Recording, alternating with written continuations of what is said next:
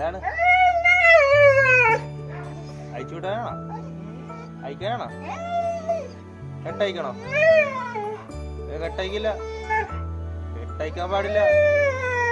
കെട്ടയച്ചാ മിണ്ടരുത്. മിണ്ടരുത്. മിണ്ടായിരിക്കരുത് പറഞ്ഞേ.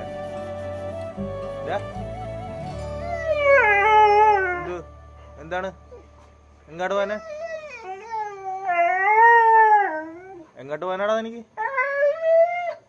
എവിടെ പോവാനാണ്? എന്താ കാര്യം? എന്താണ് കാര്യം? എന്താണ്?